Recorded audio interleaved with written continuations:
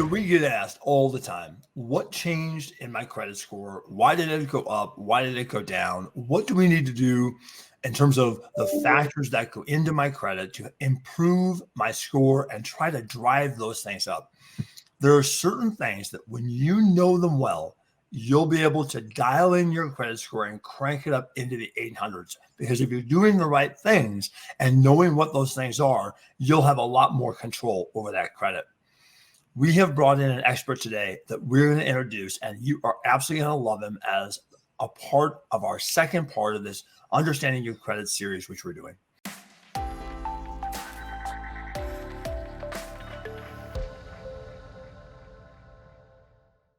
Hi, I'm David Cramm from the Cramm Group here at Home Mortgage Alliance, and Devin Norcross is our expert. He has been in the business a long time. He's the person that helps our clients improve their credit and get a better understanding of what's in there.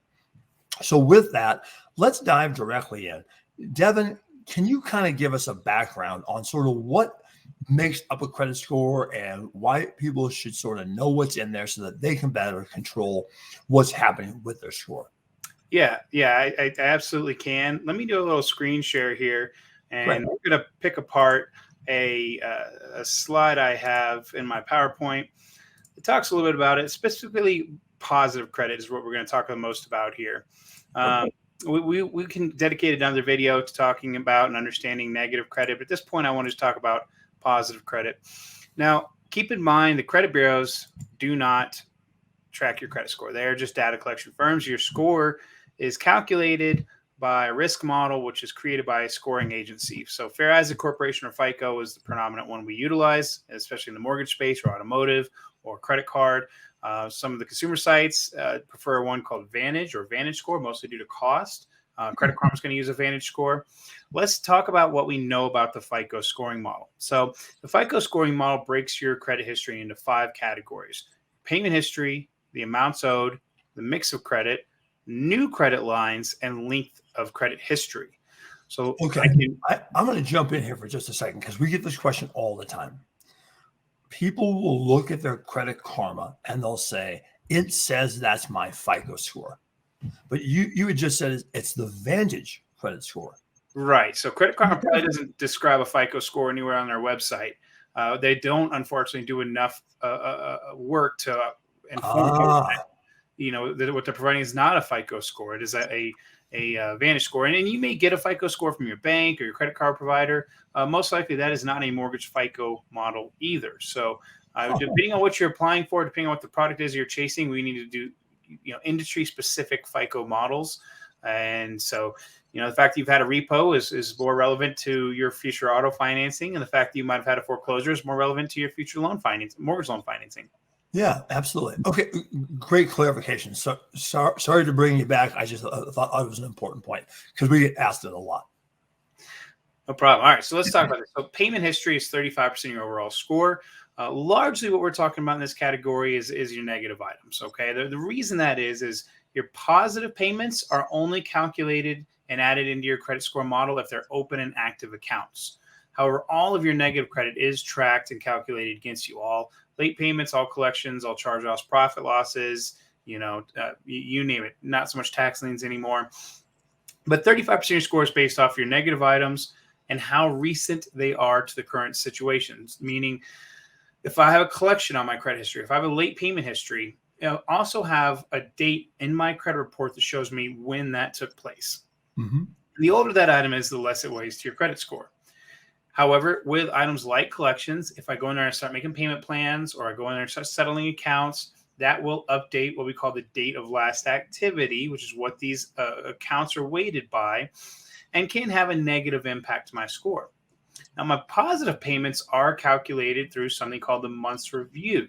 All right, this is a way where the scoring agencies will look at how many open accounts you have that are active and how many positive payments you've made on those accounts. And they'll average that number, and the greater that number is, the more credit you get. So to put that in perspective, let's say you have a car loan that you paid off last year. It was a 5-year note, which means you would have made 120 payments on that car loan.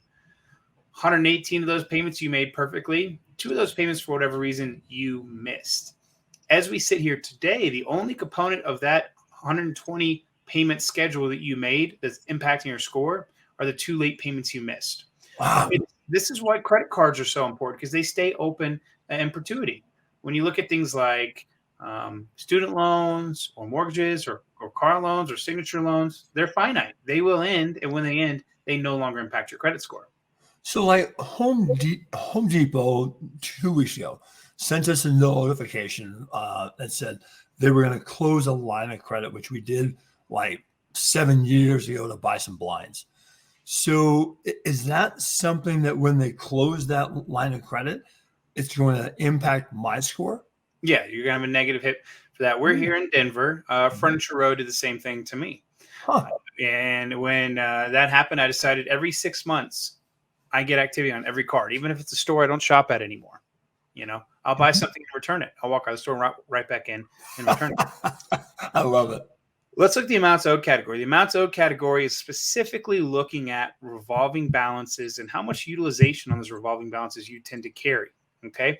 Now, because the Equal Credit Opportunity Act of 1978, age, race, ethnicity, and income can affect your access to credit lines. So the way FICO interprets that is they penalize you or award points to you on your credit cards on an even basis. It does not matter if your credit limit is $1,000 and the next card is $30,000.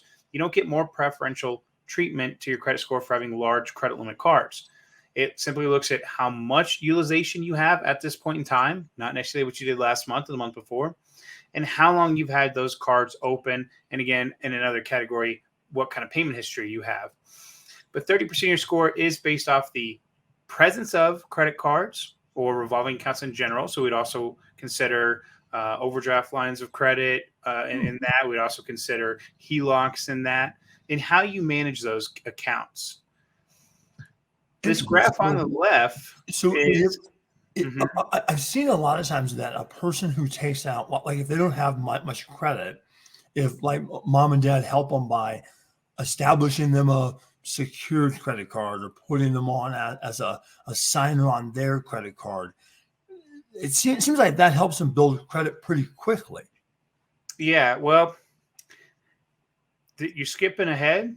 I can answer that. Hold on to that one. Answer that in the next category. Okay. Let's talk about the credit cards you currently have or the ones you may open in the future. So the cards you have, you are penalized along the exponential scale as you utilize that balance. As you increase your balance towards 100% utilization, your penalty increases at a greatly improving rate, and x to the second power. Now, statistically, if you use 30% of your credit score, you're going to lose, 30% of the points of the credit limit, you're going to lose about 10% of the points allocated to that card. And at 50% of your credit limit, you lose about 30% of the points allocated to that specific card. And at 75% of your credit limit, you lose about 90% of the points available to that card. Now, this is on a per card basis. So what we advise clients to do is, if you can keep your balance at a low point, that's always ideal. But maybe it's not something that you're able to do this month. So what I like to say is, know your reporting date. If you know your due date, you know when your card accrues interest. If you know your reporting date, you know what day of the month your balance goes to the credit bureaus. And if you can make a large payment before your reporting date, the credit bureaus will not know of a higher balance prior to that. So what might happen is a client might have a $1,000 credit limit card. On the 15th, they typically get their paycheck and they pay their utility bill and they buy their groceries and pay their cell phone bill, and they put what's left on their card before their due date. Well, from a credit standpoint, from a financial standpoint, that's great. From a credit standpoint, it would have been better to take your paycheck on the 15th, pay your credit card down as much as you could, and then on the 18th, after that balance reports to the credit bureaus, you can then use that card to go pay your cell phone bill, pay your utility bill, buy your groceries. And that way we are keeping the lowest possible balance reporting to the credit bureaus themselves. Brilliant. Now, if you don't have a credit card for whatever reason, you're not going to generate this category. All right. If you don't have a balance on your credit card, you're pretty much not going to generate this category. My personal credit drops 90 points when all my credit card balances are at 0. Wow. Now, let's answer what David was alluding to. All right. So 50% of your score is based off the average time frame you've had your accounts open and active. One of the things that we like to do in this industry is called piggybacking. And piggybacking is where you are essentially gifted credit history. Now, if I am 19 years old and my grandmother adds me to her Kohl's card as an authorized user, Kohl's is supported by Capital One. Capital One reports authorized users. If she's had that credit card for 22 years, my credit score will reflect like I've had a credit card for 22 years, even though I'm only 19 years old. All right. So one of the things we look at doing when we're improving credit scores is adding more positive credit to saturate down the negative items that are present on the credit report. All right. As far as who we like for this, I like major banks. I like Bank of America. I like Capital One. I like Discover and Chase. These are who I tend to seek out these authorized user opportunities with. Smaller stuff like Fingerhut or Credit One Bank, we don't see those pop up as much. Mm-hmm. Now, if we look at the average time frame we've had accounts open and active, if I add an authorized user that is an old account, I'm increasing my average. Now, again, my goal is to increase my average. Now, if I close a recently opened account, if I take out a young account, that will also increase my average time frame. That will also improve my credit score, depending on a couple other factors. But I've given over 50 points by doing this. Wow, that explains. We had a borrower about 2 years ago.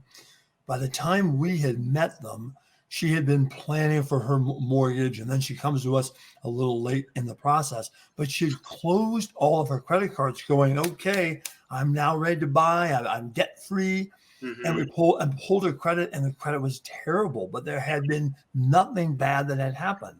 Yeah, FICO forces you to borrow. They want to see you using the system. The fact that you pay cash for your cars, your houses, or your debts is not a way to confirm that you can leverage well. So a couple other ways we improve average linked history is we take student loans out of deferment or forbearance, because if they're in deferment or forbearance, they're not calculating into the credit score.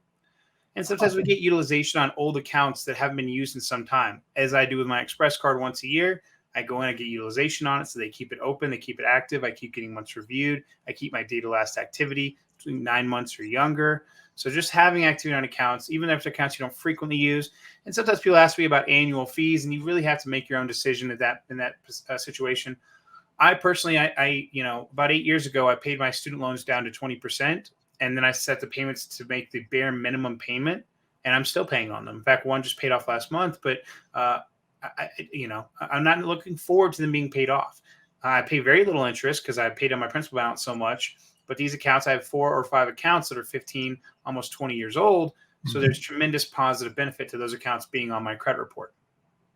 Well, it sounds like I've got a trip to Home Depot coming this weekend to get that card reactivated. That sure does. Yeah.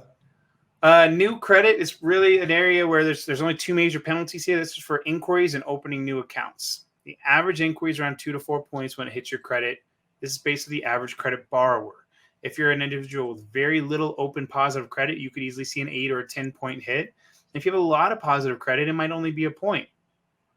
If you then take that inquiry and open up a new account, you buy a car, you open up a credit card, pretty much all these opportunities, they're going to lower your credit score for 3 to 6 months, usually 20 to 30 points. Now, the alternative to this would be when you open your first account to generate credit scores, or when you open your first credit card. Outside of that, you will pretty much always see your score go down and then up later, short-term loss, long-term gain, as you're opening up and building new credit. Mm-hmm. Okay. And then finally, we look at the ratio of revolving versus installment. It is rare that we want to make changes here, but occasionally we see someone who has a very skew ratio of revolving versus installment. We have 1 auto loan and 10 credit cards. If that's the situation, we're probably going to look for some of the youngest accounts with some of the smallest balances and suggest the borrower pay off and close those accounts. Now, I had a lady, we were doing a TikTok live the other day, and she asked the question. She said, at the age of 62, am I too old to improve my credit? Are you asking me how I would respond to that? Yeah. What's your read on that? I mean, is that something which takes, how much cash years to fix? Do you need to use your credit? Are you ever going to buy a car again? Are you ever going to finance a house again? Are you ever going to want to open up a credit card? She's thinking about buying a home at some point. Yeah. I mean, we don't have an amortization table here ready to show people what they pay and interest as interest rates increase. But it's crazy. I mean, people are so short-termed in their goals that they, will often buy a home or car. I mean, cars really where I see this the most, with the first credit score that they get an approval range on. And it's just wild. The dealership is going to make more money on the financing of vehicle than they do in the buying and selling of it. So no, I mean, at any point in time, unless you were completely done financing and out of that world, it would make no sense not to maximize your credit score. And we consider A+ credit 740 and up. Nice. And so I mean, basically, she could build her credit. It's just a matter of sort of taking the time, putting together resources, working with somebody like yourself to try to kind of plan out what that takes. Yeah, it just depends on what's on there. It might be as simple as just getting added to her husband's Home Depot card as an authorized user. Excellent point. I had a client with 11 mortgages on his credit report, no credit card. He didn't have a 700. He couldn't get a 12th mortgage, and he had fantastic income. So, yeah, it really just depends on what the symptoms are, but the free consultation will identify all of that. That's fantastic. Devin, thank you so much. This has been very informative. Thank you. You bet.